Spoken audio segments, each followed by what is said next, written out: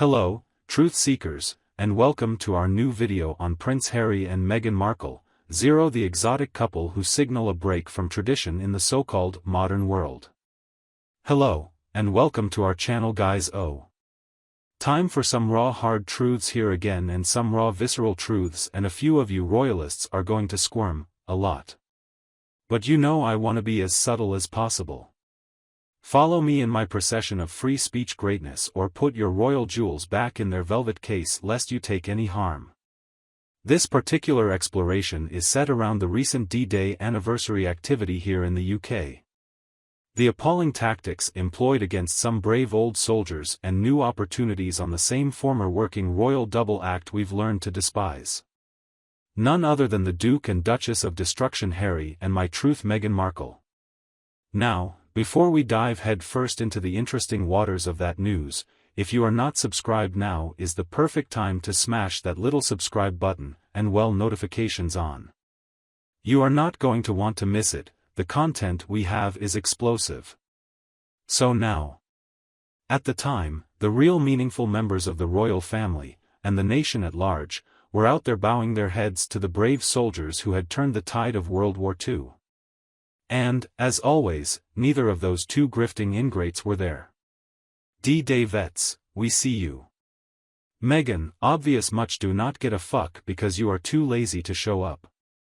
Rather, King Charles, Princess and generals and even a smattering of A-list celebs showed up to commemorate a generational sacrifice that helped to turn the tide against Hitler's racist, genocidal bid for world domination. Shaking hands, hearing stories for the first time, giving tributes, the sacred tasks were all done. The usual, louder, mic drop of disrespect, the Sussexes. Machine guns, aerial bombardments, cold-blooded executions, watching trauma and dismemberment of friends. Meghan may end up controlling the power to shame in-laws left, right and center to the highest bidder, thus validating her truth as the only universal one. Racism is nothing more than an insidious, pernicious con that always plays out the same way. Which leads us into our highlight reel. In an iconic moment, 98-year-old total OG, Keith Whitting, took some A-level vet shade throwing while he met the new king. Philip's service to the Navy was the source of many jokes within the family, but this titan teased his naval antics with a wink to Charles. Hitting those two family-abandoning disgraces across the pond square in their mangy ribs where a slick, wrinkled elbow belong.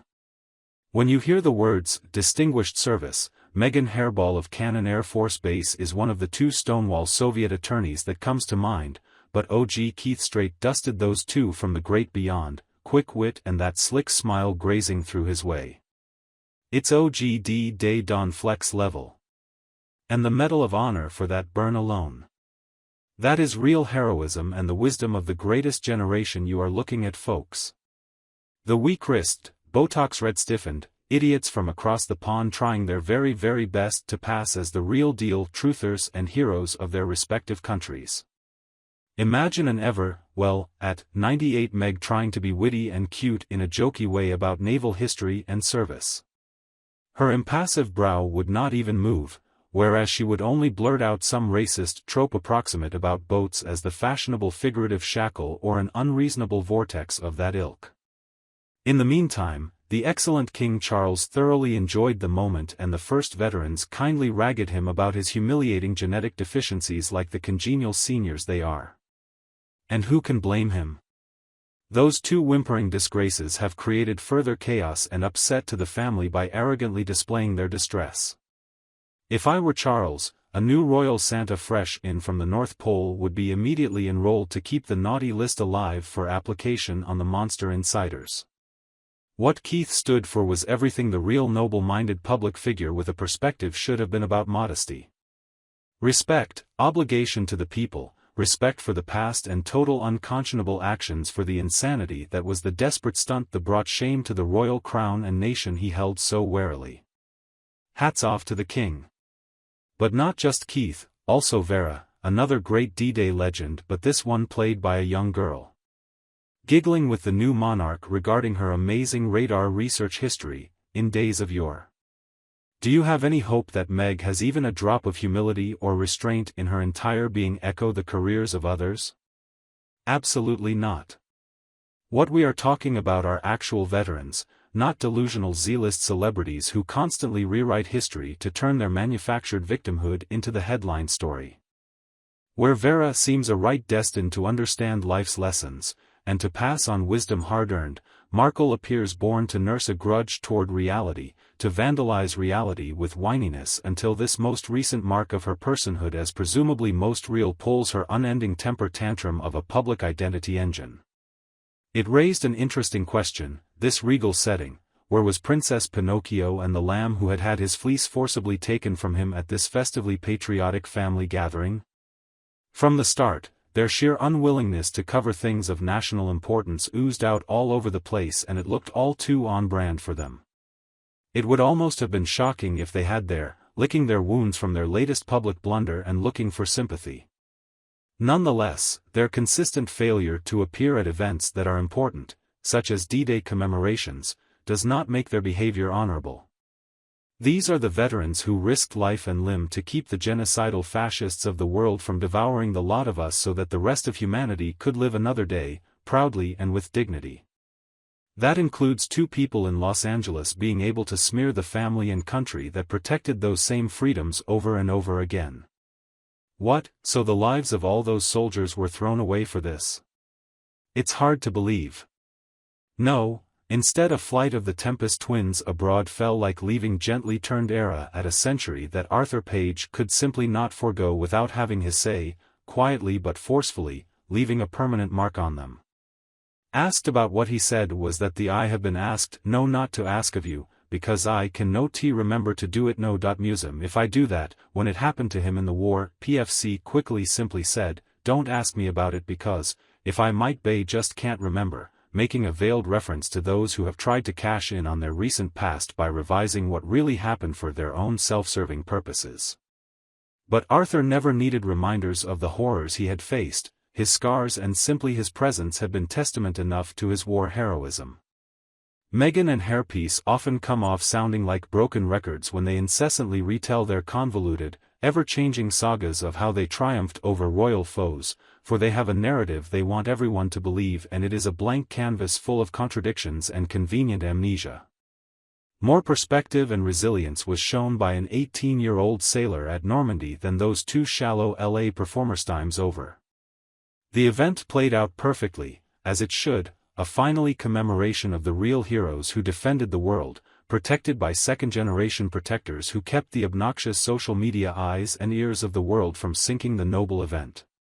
Moving wartime songs and victory demonstrations of pomp and circumstance combined with shining unity and shared goodwill within a modern-day Britain coming together across generations, for one good and mighty purpose.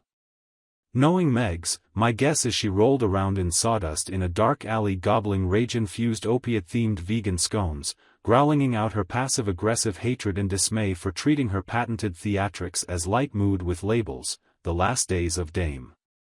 But her myopic, sloppy woke envy was invisible in the face of the ocean of national pride we were all feeling, something she, as a Californian culture saboteur, could never appreciate.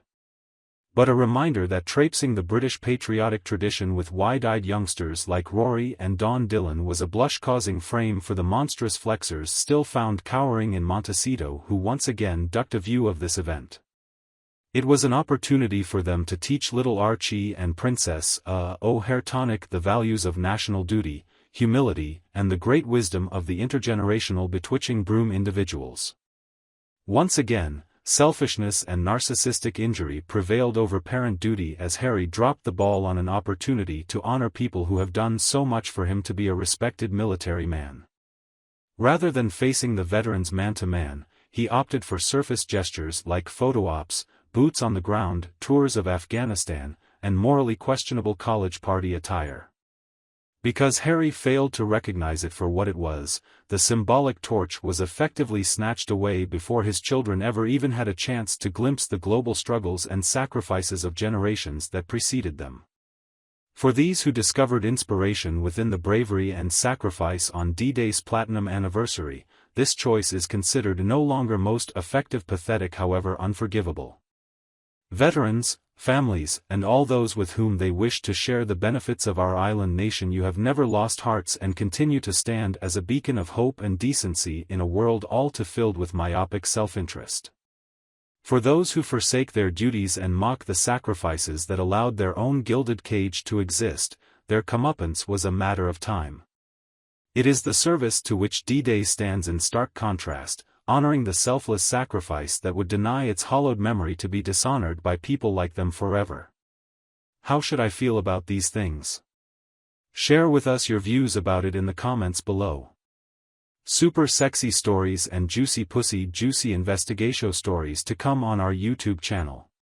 Yes, like, share, and subscribe for more news on the royal family.